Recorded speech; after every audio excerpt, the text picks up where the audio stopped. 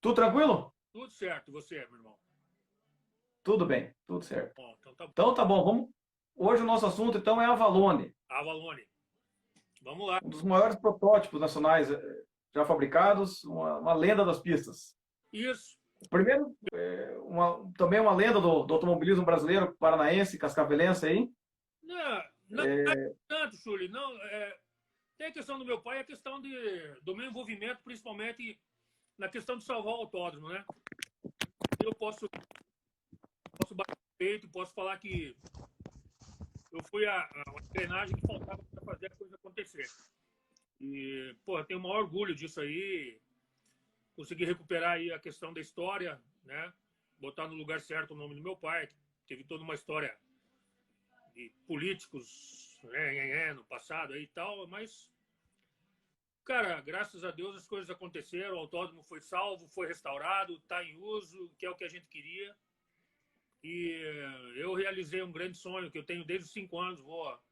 Eu separei um materialzinho aqui, dei uma resumida legal no material da história do Avalone, o que é um Avalone, protótipo, né? E a história do meu Avalone. Então eu acho que deu uma resumida legal, vai dar para vocês sacarem legal qual que é a história do Avalone e a minha história com o carro. Beleza, então vamos lá. Explica para nós então, Miguel, o que que é o Avalone? Tá. De onde é que surgiu o Avalone? Eu vou ter que mudar a questão aqui para filmar os arquivos que eu separei para explicar, certo? Beleza? Então vamos lá.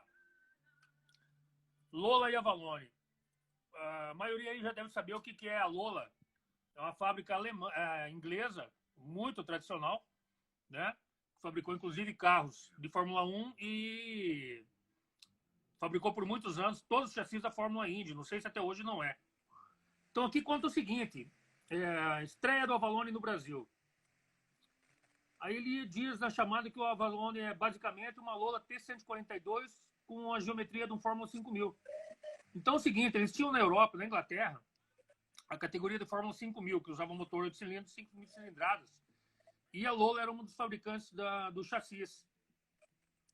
E o que o Avalone fez? O Avalone foi correr na Europa, foi correr na Inglaterra com esses carros, correu 2, 3 anos, e na volta ele fez um acordo com a Lola e trouxe materiais, trouxe peças, trouxe componentes dos dois carros. Então, é o seguinte, a parte mecânica do Avalone montado aqui no Brasil é do Lola T142, tá? Ali. 142, que era o carro de Fórmula 5000, que era um monoposto, certo? A carenagem, o que a gente conhece do carro, que é esse shape lindo aqui, o body, que chamam, né? Ele é do Lola T222, que era o Sport Protótipo, que era um carro protótipo que andava na Can-Am e na Sport Series, entre 70 e 73, por aí, na Europa e nos Estados Unidos, na Can-Am e na Interseries. Aí o Avalone trouxe a carenagem do T222, a mecânica do T142, que era o monoposto, e fabricou o Space Frame aqui no Brasil. Ele fez o chassis e juntou as duas coisas. E aqui eu tenho umas imagens, ó. Aqui é um chassi do Fórmula 5000, certo? E eu ressaltei aí as partes Lola que foram com o Space Frame do Avalone, que está aqui, ó. Chassi de Super V do Avalone. Você pode ver que o berço da suspensão e a parte traseira lá é a mesma do Fórmula 5000. Né? Então tá aqui, ó. Aqui é o chassi do protótipo Avalone, que no caso são os Avalones que andaram na divisão 4. Aqui já é o meu. Olha aqui o berço, manga de eixo, suspensão, tudo Lola Fórmula 5000. Aqui um carro montado, aqui a traseira. Então se alguém já entrou em contato com os carros, vai saber que é isso daí mesmo. Deixa eu puxar para outra parte aqui. Tá indo bem por enquanto aí? Tá tranquilo? Tranquilo, é isso mesmo. Então tá. Minha história começou aqui, ó. Inauguração do Autódromo de Cascavel, meu pai aqui, que foi o cara que fez. Aí tô eu aqui, né? Tô eu aqui, ó. E nesse dia entrei em contato com os Avalones pela primeira vez. Aqui é um capiroto e o filhote aqui, que não vale a pena falar, mas aqui são os caras que realmente trabalharam e fizeram a coisa acontecer. Olha o semblante dos caras da tristeza por causa desse capiroto aqui. Mas deixa pra lá, é outra história. Aí é o seguinte, irmão. Em 93, eu acho, o Casarini vai saber bem disso, porque ele estava aqui. Ele estava andando com esse carro aqui, ó, que era o Avalone do Dimas. Andou Casarini, Carcamano, o Tucano Bark e o Dimas, certo? E o que aconteceu? Eles estavam liderando, eu estava lá nesse dia. Eu dormi do lado desse carro aqui. Inclusive, tem uma coisa interessante, o Antônio Carlos Avalone apareceu com o Avalone dele, só que estava tanto tempo parado, ele queria correr, e eu ia correr com ele. Quando eu falei que eu era filho do Gilmar, o cara pirou, velho. O cara só faltou chorar, italiano.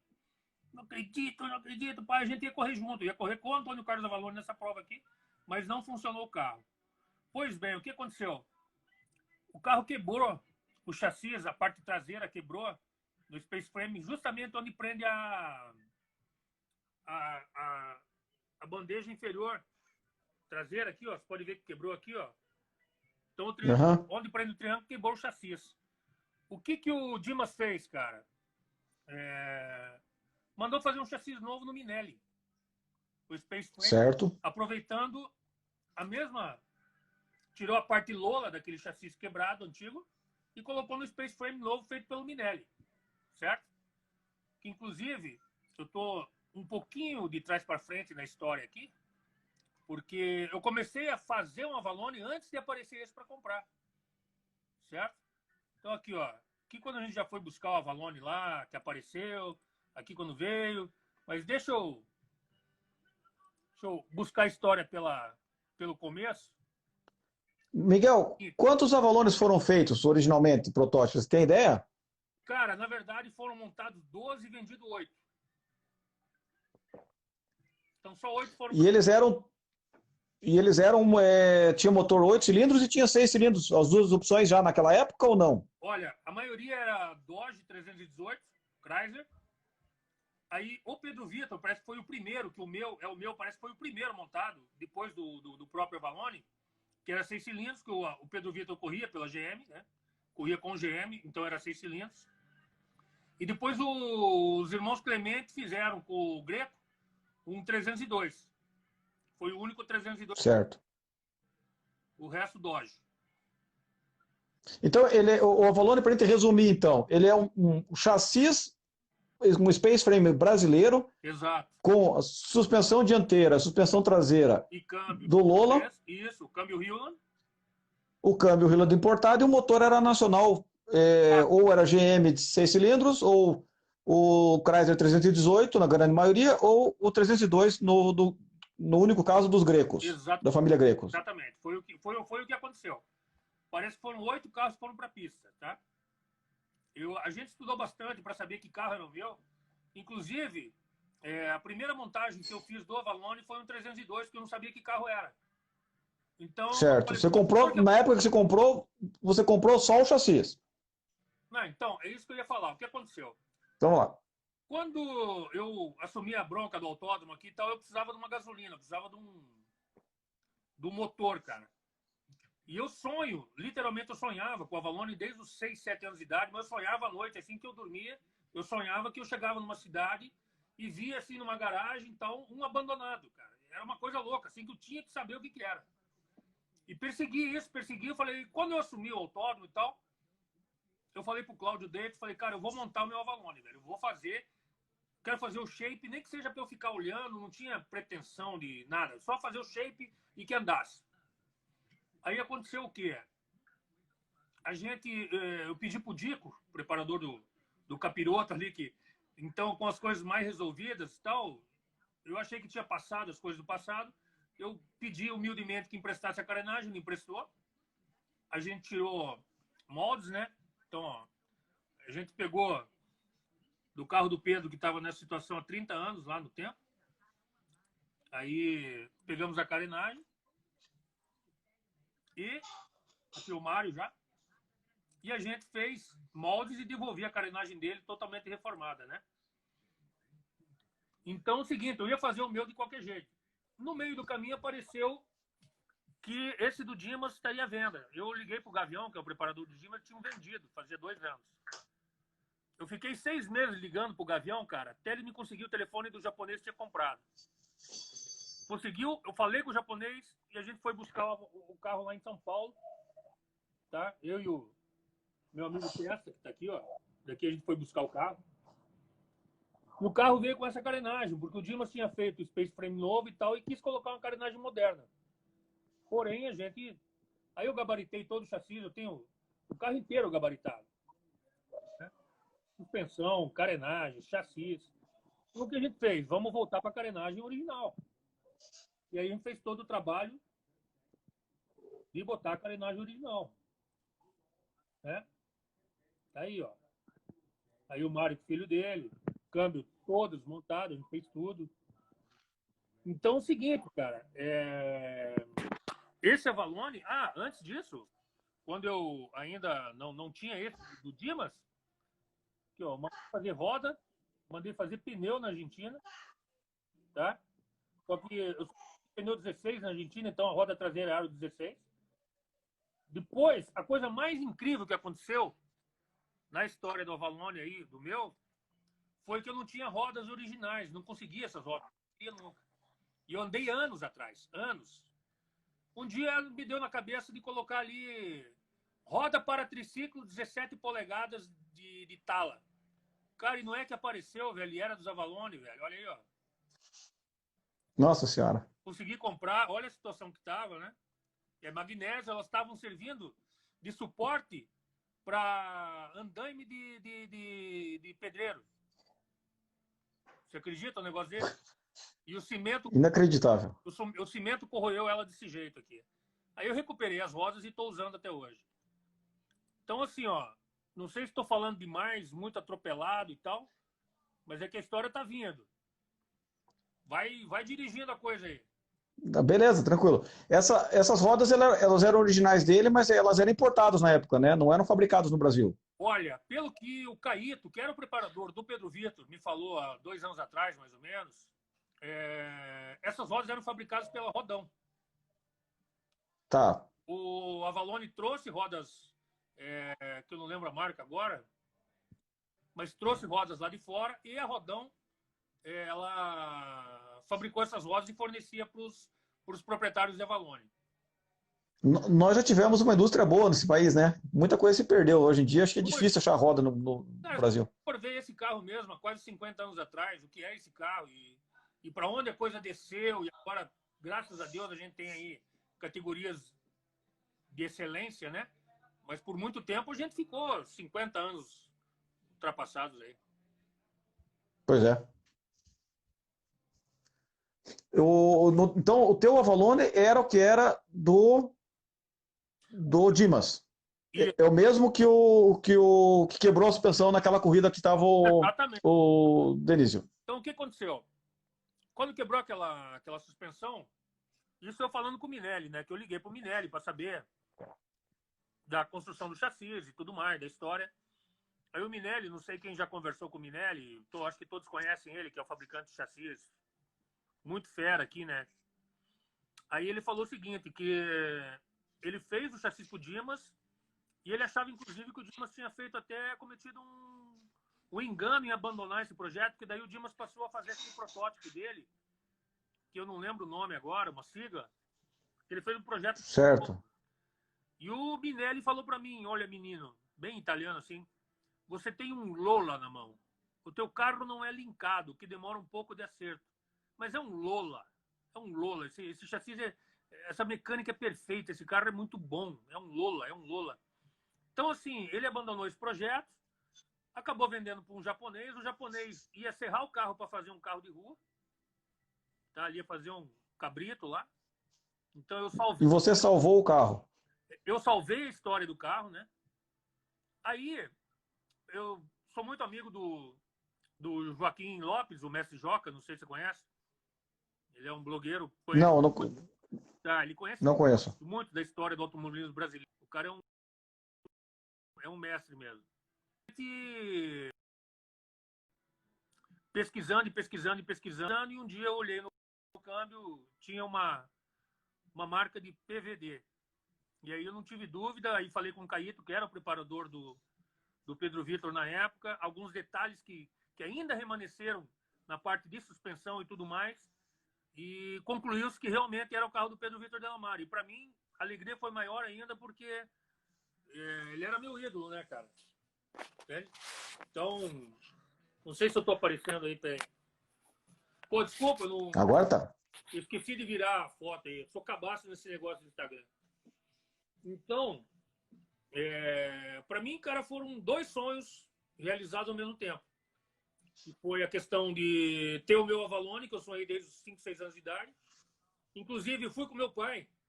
Logo depois que aconteceram aquelas coisas ruins ali do autódromo, meu pai depois veio se afastar, ainda ele não estava tão machucado e eu fui com ele, eu e minha mãe, logicamente. A gente foi com ele até o Avalone em São Paulo e ele encomendou um Avalone. Ele ia comprar ele comprou um Avalone, encomendou, na verdade. Fez um pedido, depois ele cancelou porque realmente ele parou com tudo, ficou 35 anos sem pisar no autódromo, a coisa foi feia mesmo e tal. E eu não sei, cara, eu sempre tive essa coisa com a Avalone, era uma doença, dá para falar que foi uma doença minha, assim, que eu tinha que realizar esse negócio. Miguel, o teu Avalone, então ele era originalmente com motor Chrysler, Não, ou o meu não? era o único 6 cilindros. Então ele era originalmente 6 cilindros. Ele era o único 6 cilindros porque ele pertenceu ao Pedro Vitor Delamare e o Pedro Vitor corria Tá. no Divisão 3 com o Paulo. Ele tinha um apoio da GM. Da GM. Né? Perfeito. Aí, eles não tinham a potência que tinham os Chrysler e tal, né? O Caíto era o preparador dele, falou, cara, quando a gente montou o carro 6 cilindros, a gente tinha 100 HP a menos que os caras. A gente falou, a gente vai levar pau de tudo que é lado. Ele falou, mas não sei explicar por quê. O carro sempre estava na ponta, só que era muito caprichado esse carro, muito bem feito, sabe? Eles iam muito atrás de tecnologia, de novidades e tudo mais. Os outros Chrysler eram mais brutos, ia de qualquer jeito, assim. Eles tinham que ir na coisa mais fina para poder andar, mas eles andavam muito. Esse carro andou muito. Fez pole na inauguração de Cascavel, inclusive. Certo. Super legal. Hoje ele está de novo com a mecânica 6 cilindros, né? Que foi com essa especificação que você andou as 2 corridas em Cascavel, né? Isso. Que assim, ó, eu tinha o 302. Infelizmente explodiu de não sobrar nada o 302. E eu pensei, já que explodiu, eu vou aproveitar e vou fazer o original do carro, que agora eu sei que é o carro do cara, né? E aí a gente montou os cilindros. Então, infelizmente... Só que é o seguinte, Chuli, quando eu fiz o carro, não existia categoria para ele, era um sonho meu. Para mim, bastava assim, ó, se eu tivesse o carro tivesse na sala da minha casa, estava bom. Entendeu? Era um sonho que eu tinha que ter, eu tinha que ficar olhando para ele, como às vezes eu fico aqui na oficina olhando para ele. Então, ele foi montado, como eu vou dizer, bastante fraco, assim. Motorzão meio original, componentes do carro não de competição, entende? Então o carro está em transformação. A gente vai melhorar bastante ele ainda, né? Na questão de fazer ele ficar o mais próximo possível do que tem que ser, né? Principalmente a parte de pista de freio. Eu estou atrás das Girling inglesas, que são os originais dele, que eu não tenho. O carro dá para falar que é 95% original. Falta pouquinhas coisas, né? E o motor que a gente tinha feito 6 cilindros, de princípio, era bem fracão. Quase de rua, assim. Então, certo. Aí surgiu a categoria. E mesmo assim você tem andado bem na Gold Classic. Eu acho que a primeira corrida, na primeira prova em 2018, você fez o melhor tempo, eu acho, não foi? Durante o final de semana. Não, foi. Então, assim, a gente espera melhorar o carro. Com o V8, para você ter uma ideia, eu cheguei a virar 8 alto. 8 alto. Né? O carro monta. Temporal. Então eu perdi aí 150 cavalos do 8 para o 6. Mas, cara, a gente deu uma melhorada no motor agora. A questão é que o carro faz muita curva. É muita curva que faz. Pô, 17 polegadas na traseira, né? Aí o Nego Mário acertou essa suspensão aí, porra, o carro traciona, o carro é perfeito, cara. Dá pra falar que o carro é perfeito. Se dá 3 voltas no pau com ele, se o pescoço no curvão não... é uma centrífuga. Tem que fazer uma cordinha para segurar o pescoço no curvão. Positivo, cara, porque eu tô fraco, velho. Tô velho. Tá perdendo pro carro já, então. Um monte.